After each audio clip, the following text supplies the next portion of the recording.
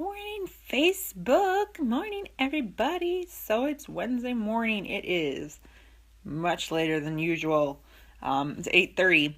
By this time, I'm usually showered. I'm working my business. I'm got my personal development done. I've worked out, and I've done all those things. I've had my Energize at 5:50 a.m. But not today. So, Wednesdays. Wednesday is the one day I don't have to be up at 6 a.m. My 10-year-old son, sleeps over at my parents' every Tuesday night. Why does he sleep over every Tuesday night? Well, he has a very special relationship with his grandparents. Those of you who have followed me know that back when I was pregnant, before I was pregnant with him, I was in a domestic violence relationship. DV relationship all the way up in Minneapolis, Minnesota.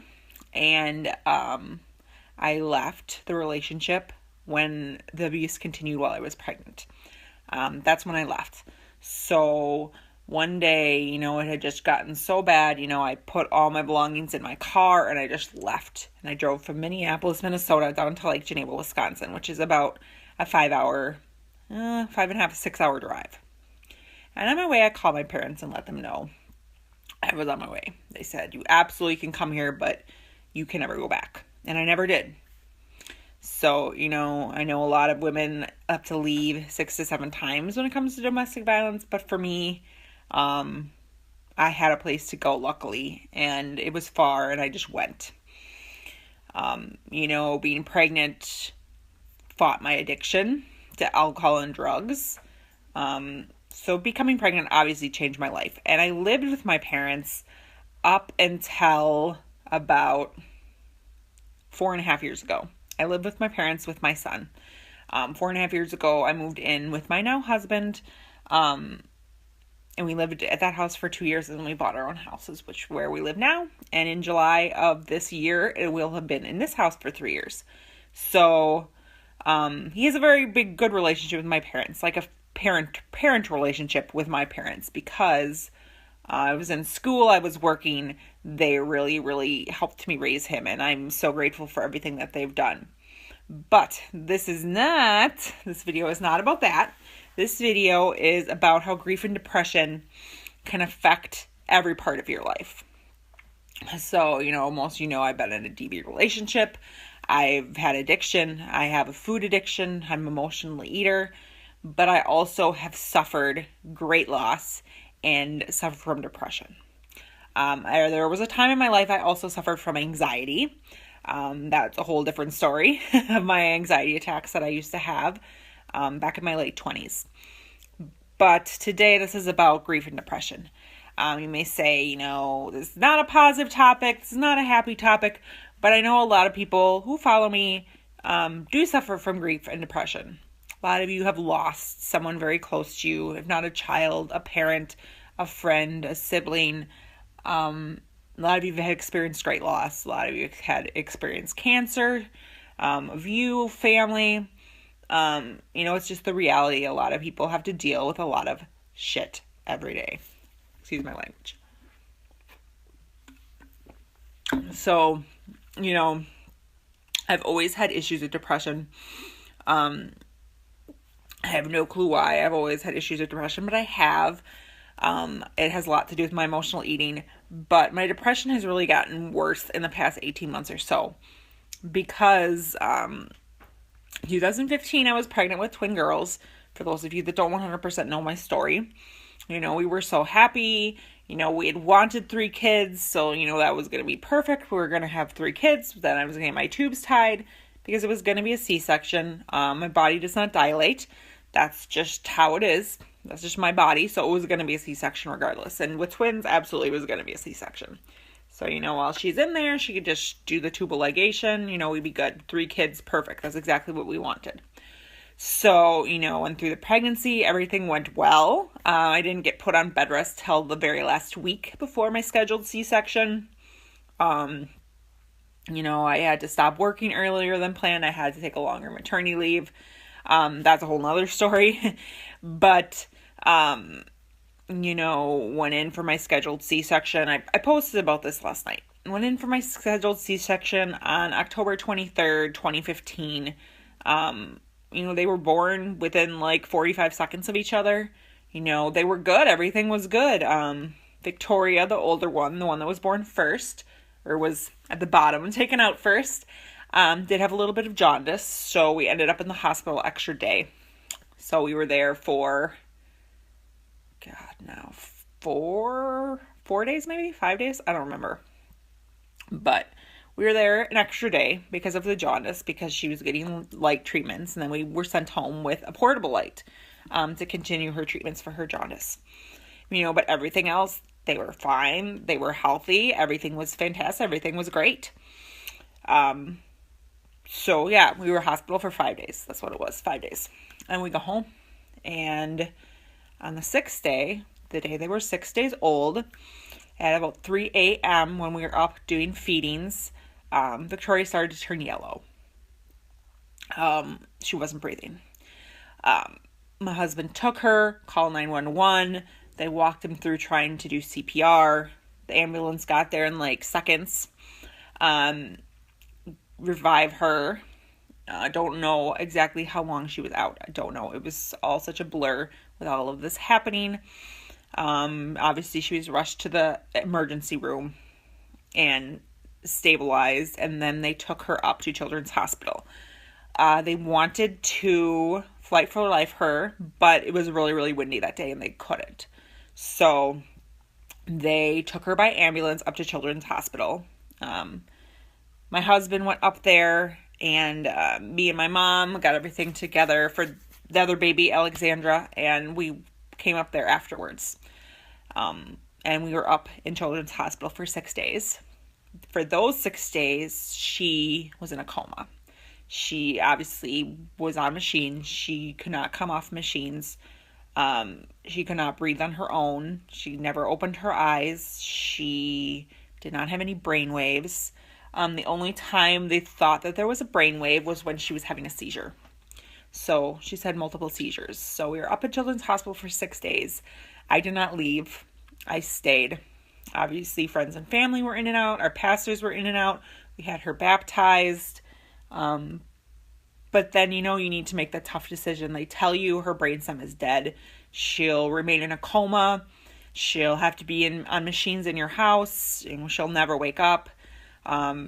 She'll never know what's going on, and she may live 2 years at the most, but she'll be in your house in machines. So that's when you need to make the hard decision. That decision was given to us on day 5. We've been in the hospital for 5 days.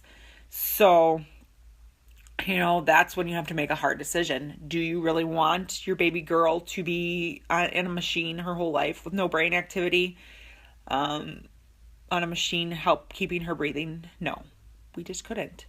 And it was the hardest decision we've ever made, ever, over anything we've ever had to do. But obviously our family supported us. Our pastor supported us. The hospital supported us. But yeah, that's the hardest decision you ever have to make, is if your 11-day-old daughter should live or die. But she wasn't really there. The shell of her was there, but there was no brain activity. She couldn't talk to us. She couldn't open her eyes. We just couldn't do that to her. So that, yes, we turned the machines off and let her go to heaven. And that was November 4th of 2015. So, those are the hard decisions that we have to make. But we know it was the right decision for everybody, and it's still a decision that obviously haunts us and makes us just desperation, depression, grief, loss. Obviously we've gone to therapy, we've done all those things, but it can never prepare you for what life is without your child. I have my tubes died. We can't have more kids. So Jake and Alexandra is what we have. And it just always felt like there should be one more. Always. And obviously she's still our daughter. We still love her, but it's still a huge loss and a huge depression. And obviously I've had tons of health issues the beginning of this year. I've had a lot of migraines. I've had a lot of gut problems. I've developed a lot of food sensitivities, and my naturopath doctor said that can be caused by grief.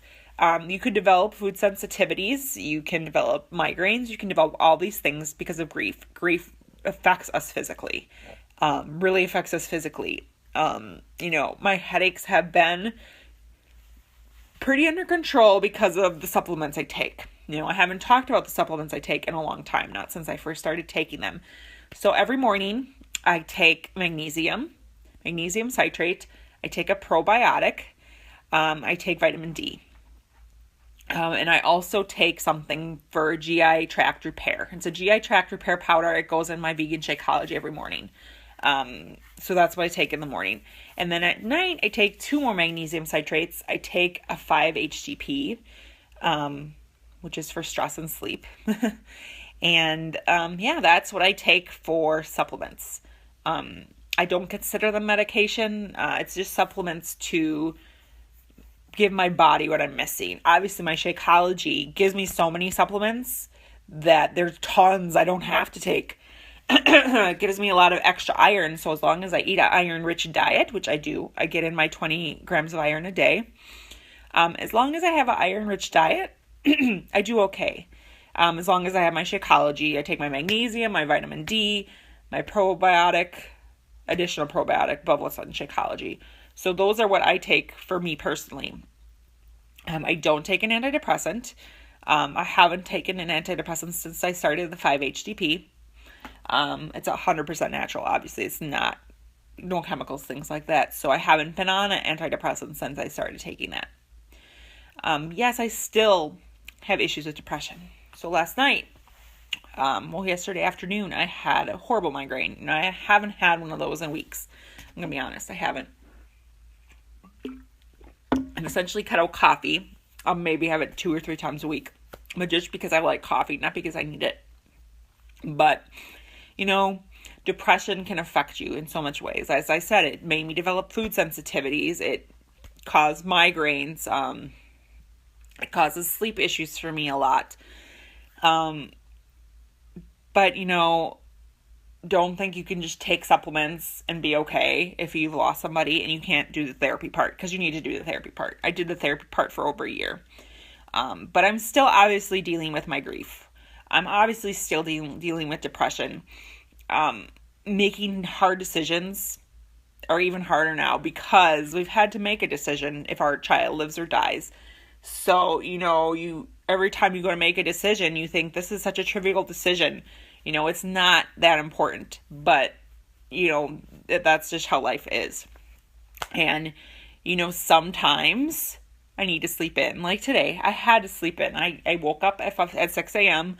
with a headache. I took some Excedrin and went back to sleep for 2 hours. Now I'm okay. Now I'm fine. Now I can do my live video to you guys, and now I'm going to do my leg workout and have a great day. But, luckily I'm able to give in to when I need that break, when I need a rest, when I need to take care of me, because that's super important. So I think my whole point is, if you are suffering the grief from loss of somebody, it doesn't matter if it happened 5-10 years ago, you're still suffering. 20 years ago, you're still suffering, you're still grieving. You can still have depression. So many people nowadays suffer from depression that it's crazy. And it's okay. It's okay to have depression. That's okay. We go through so much crap nowadays that it's okay to admit how it affects us. And yeah, if you've lost somebody, you could have food sensitivities. You could have a sensitivity to gluten. You could have a sensitivity to sugar. You could have a sensitivity to dairy, like me. Those are my sensitivities. But those are all things that I was never sensitive to before. I maybe had a slight issue with dairy. And it actually happened after I was pregnant with my son. I started to have some sensitivities, but pregnancy can also bring on those sensitivities too, is what I've learned. So I switched to almond milk. Well, then I was drinking soy milk because 10 years ago we didn't know how bad soy milk was for you. But now I drink almond milk or coconut milk or cashew milk, something like that. But I've been doing that for over 10 years. But the sugar and the gluten is new. And that's something that's happened in the last year.